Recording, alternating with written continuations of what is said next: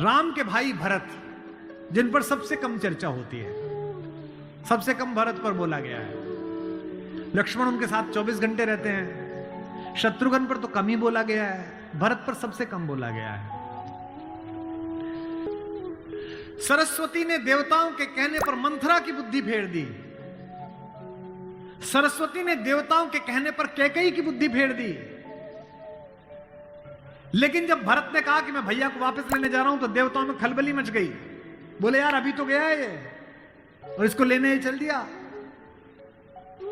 और राम भावुक भी है, इसके प्रेम में वापस ना आ जाएं। तो देवताओं ने सरस्वती को कहा कि तुम जरा बात कर दो। तो क्या कहती है सरस्वती? देवताओं से कहती है कि 1000 आंखें होने के बाद भी जिसको सुमेरु ना दिखता हो, तुम मूर्ख हो क्या? मोसो कहत भरत मति फेरी, मुझसे कहते हो भरत की मति फेर दूं? दुनिया में किसी की भी बुद्धि भ्रष्ट कर सकती हूं, भरत की बुद्धि भ्रष्ट नहीं होती मेरे करने से।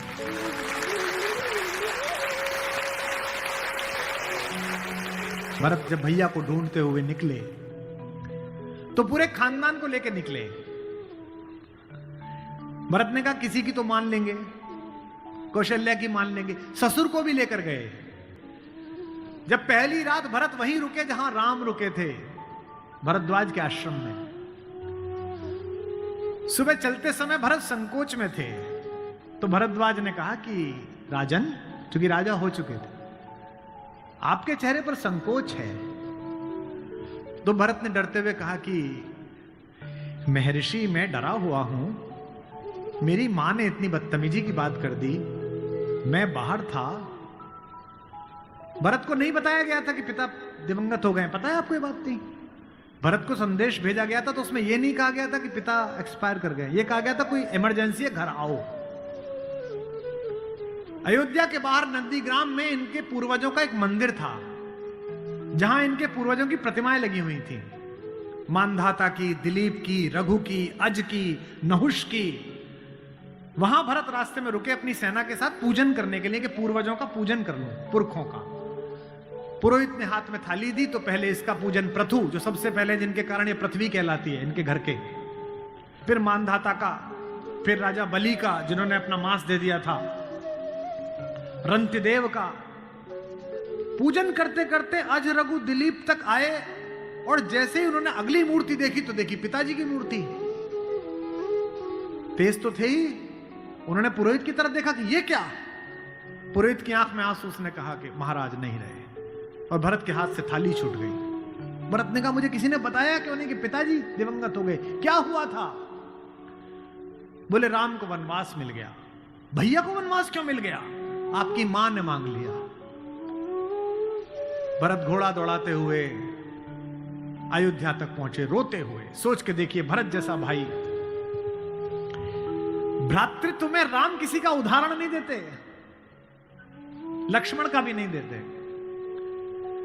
जब हनुमान को गले लगाते हैं तो ये नहीं कहते कि तुम लक्ष्मण जैसे भैया हो मेरे, तुम मोहि प्रिय ही भरत संभाई।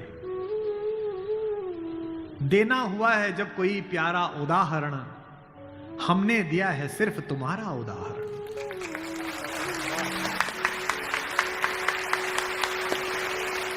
तो भरद्वाज से भरत ने पूछा कि भैया मुझे माफ तो कर देंगे ना? मैंने इतनी बड़ी गलती की, एक ऐसी गलती जो भरत ने की नहीं, उसके पश्चाताप में है भरत। मां ने इतनी गलती की, मुझे माफ तो कर देंगे? भरद्वाज ने कहा हे राजन, मुझे पता नहीं कि तुम्हारे बड़े भाई तुम्हें कितना प्रेम करते हैं या नहीं, लेकिन जब वो यहां से जा रहे थे और सुबह के समय उन्होंने गंगा पार करने के लिए पुरोहित को बुलाकर स्वस्ति वाचन का मंत्र किया, तो बड़े खुश थे, प्रसन्न थे कि मैं वनवास पे जा रहा हूं, चेहरे पे मुस्कुराहट थी। लेकिन पुरोहित ने हाथ में जल दिया, और जैसे ही पुरोहित के मंत्रों के बीच में निकला कि जम्बूद्वीपे भरत खंडे, और जैसे ही भरत सुना, राम के हाथ से जल गिर गया और वो जमीन पर गिर पड़े और हाय भरत चिल्लाने लगे। इतना प्रेम तुम्हें राम करते हैं।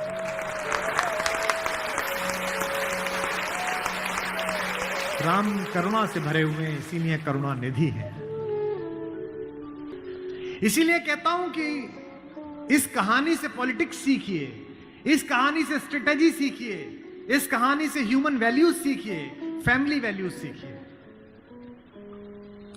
और जो राजनीति में लोग काम करते हैं उनसे भी अनुरोध है कि सदा जनता की भावनाएं ही सत्य नहीं होती। इस देश का पहला लोकतंत्र का मानक गढ़ा राम ने, जिसने कहा कि जनता ही सदैव सत्य नहीं है, नीति सत्य है। मैं इसको सिद्ध करके बताऊंगा अब आपको। जब राम जंगल गए तो सब दुखी थे, सब परेशान थे, हर आदमी उन्हें लौटाना चाहता था। अगर राम उसी दिन लौट आते तो सब खुश हो जाते, लेकिन राम ने जनमत का सम्मान नहीं किया, नीति का सम्मान किया। जब पहली बार चित्रकूट पहुंचे तो वन देवी उनका स्वागत करने के लिए आई। वन देवी ने पूछा कि आप मेरे यहां विश्राम करने आए हैं, मैं आपके लिए क्या कर सकती हूं। तो राम ने क्या मांगा होगा सोचो। राम ने कहा कि हे वन देवी, बाकी सब ठीक है, निभा लेंगे, पर्णकुटी बना लेंगे, फल फूल खा लेंगे, जिस रास्ते से मैं आया हूं उसके कांटे हटा देना। वन देवी ने कहा कि आप तो आ चुके, अब कांटे हटाऊं ना हटाऊं इससे क्या। राम ने जो उत्तर दिया वो आपकी आंख भिगोने के लिए काफी है। राम ने कहा कि मेरी तो कोई दिक्कत नहीं है, मेरे पैर में कांटे लग गए, पर मुझे ढूंढता ढूंढता मेरा भाई भरत इसी रास्ते से आएगा, उसको कांटे नहीं चुभने चाहिए, कांटे हटा दे।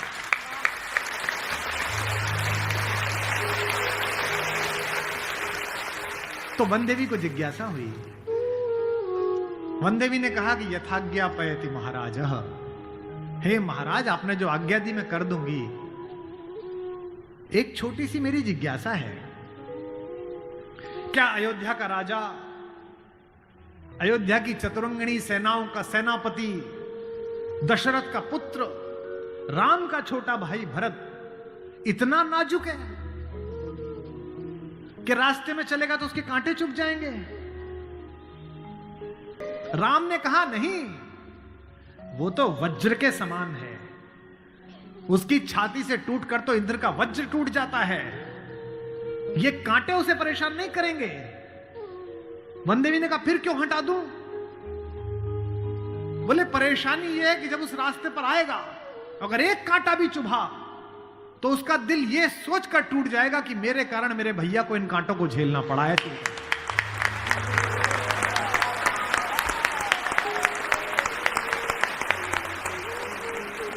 बिना चप्पलों के भरत चले, और जब चले तो भाई मृदु भूमि सकुच मन मन ही, भूमि भी संकोच से भर गई। कोमल चरण चलत बिनु पनहि, कोमल चरण चलत बिनु पनहि, भई मृदु भूमि सुकुचि मन मनहि। इसका मतलब ये है कि भगवान स्वयं कष्ट सह सकते हैं, पर जो उन्हें प्रेम करता है वो कष्ट सहे ये उन्हें स्वीकार नहीं।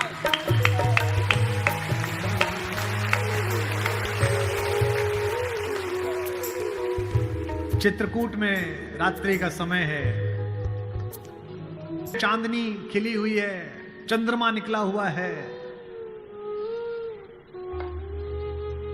ये वो पल था जहां से राम की कहानी पलट सकती थी।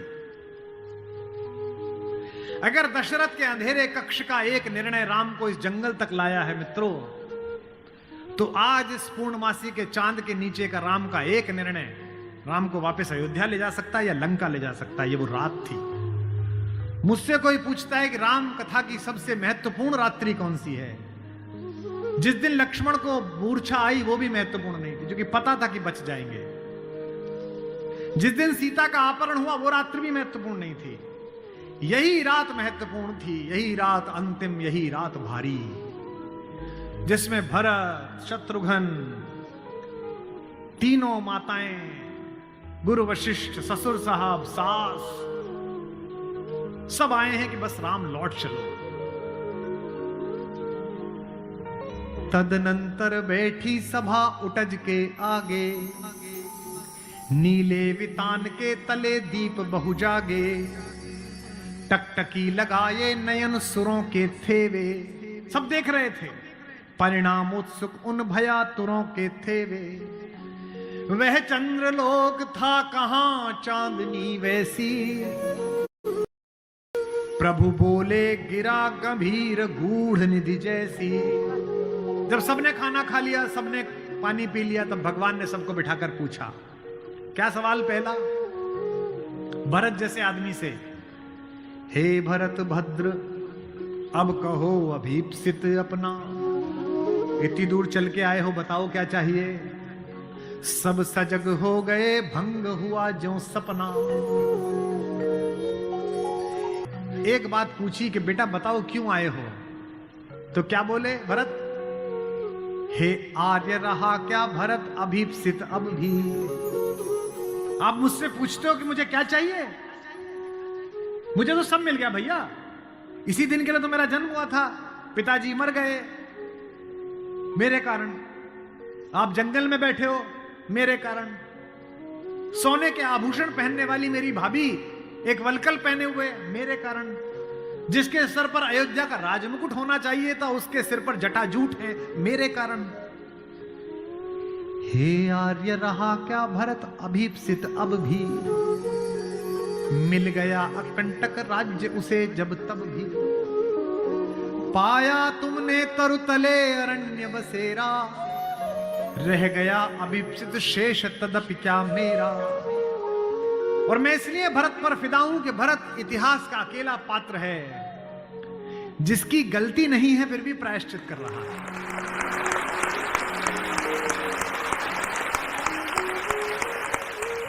भरत अकेले हैं जिनकी कोई गलती नहीं है, उनकी मां की गलती है और वो प्रायश्चित कर रहे हैं। यहीं से राम का लोकतंत्र प्रारंभ होता है।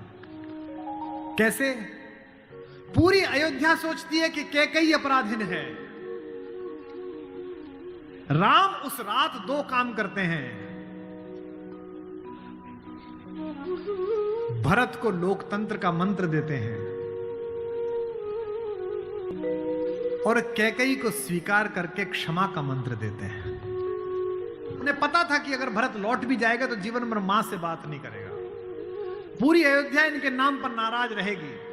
इसलिए जब तीनों माएं पहुंची हैं, प्रथम राम भेंटी कैकेयी। राम ऐसे थोड़ी है कि हायरार्की नहीं जानते हो कि पहले अपनी बड़ी मां का प्रणाम करें, फिर सुमित्रा का प्रणाम करें, फिर कैकेयी का प्रणाम करें। उनको पता था कि कैकेयी के बारे में लोगों के मन में अच्छी धारणा नहीं है। अगर देश के प्रधानमंत्री, आपके प्रदेश की मुख्यमंत्री किसी ऐसे व्यक्ति को मिल लें जिसके बारे में आपकी अच्छी धारणा न बन रही हो, तो आपकी धारणा बदलती है कि प्रधानमंत्री मिले थे, मुख्यमंत्री मिले, इसका मतलब अच्छा है। अगर ऐसे व्यक्ति की प्रशंसा कर दें, वो तो राम है। उनको पता है कि कैकेयी की मनोदशा कैसी है। और कैकेयी खुद कहती भी है, कहती है बेटे मुझसे जो अपराध हुआ है वो किसी से नहीं हुआ है। कहते आते थे अभी सभी नरदेही, माता न कुमाता पुत्र को पुत्र भले ही। पर हाय आज यह सुने विरुद्ध विधाता, है पुत्र पुत्र ही बनी कुमाता माता। क्या कहती हैं? युग युग तक चलती रहे कठोर कहानी, थी रघुकुल में भी एक अभागिन रानी। थूके मुझ पर त्रैलोक्य भले ही थूके, जो कोई कह सके कहे क्यों चूके। लेकिन एक बात मांगती हूं राम तेरे दरबार में, छीने न भरत का किंतु मातृपद मुझसे, रे राम दुहाई करूं और क्या तुझसे।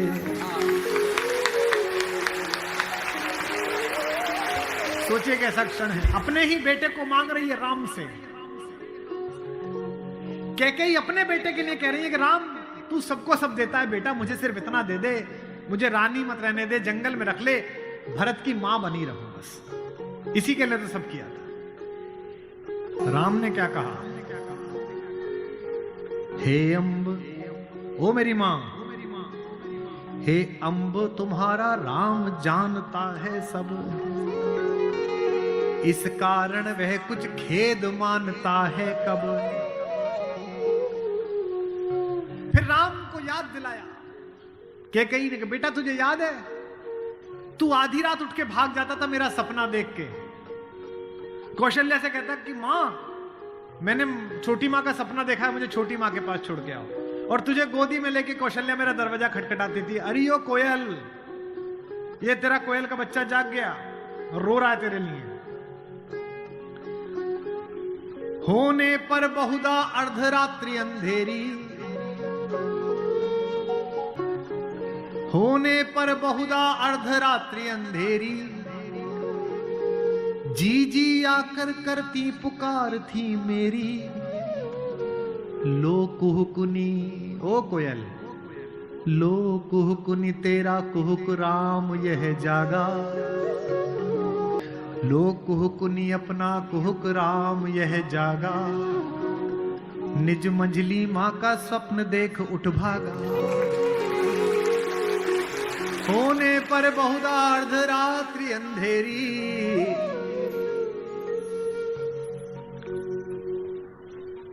राम ने क्या कहा, मैं वही राम तू वही कैकेयी मेरी। कि 100 बार धन्य वह एक लाल की माई। कौन? 100 बार धन्य वह एक लाल की माई, जिस जननी ने है जना भरत सा भाई।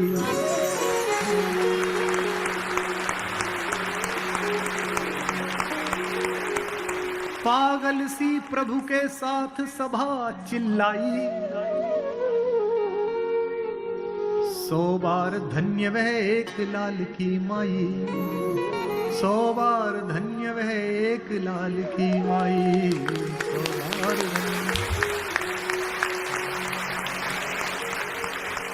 कौशल्या से लेकर जनक तक सबका बहुमत राम को लौटाने का था, लेकिन राम नीति के साथ रहे।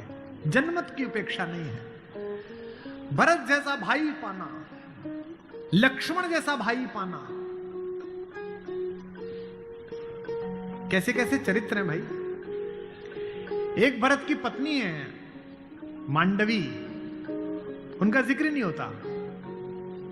एक हमारी मां और है उर्मिला, उसका जिक्र नहीं होता। उर्मिला का कलेजा देखिए, मांडवी का कलेजा देखिए। जिस दिन लौटने के बाद भरत ने राज्य संभाल लिया, भाई की पादुकाएं रखकर सिंहासन पर, कौशल्या जाग रही थी। उन्होंने देखा कि ऊपर कोई घूम रहा है, कोई छाया घूम रही है महल में, अंतःपुर में। तो वो ऊपर गई तो देखा मांडवी घूम रही थी, भरत की पत्नी। तो कौशल्या ने पूछा कि बेटा तू सोई नहीं?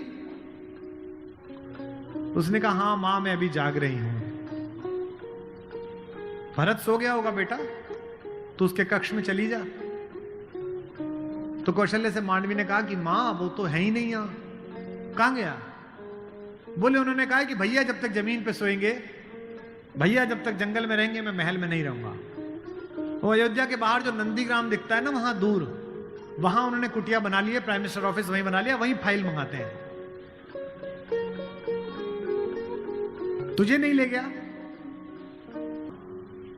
संकोच में पड़ी हुई मांडवी ने कहा मां मैंने तो कहा था आप जंगल में अकेले कैसे रहेंगे कुटिया में, मैं सेवा कर दूंगी।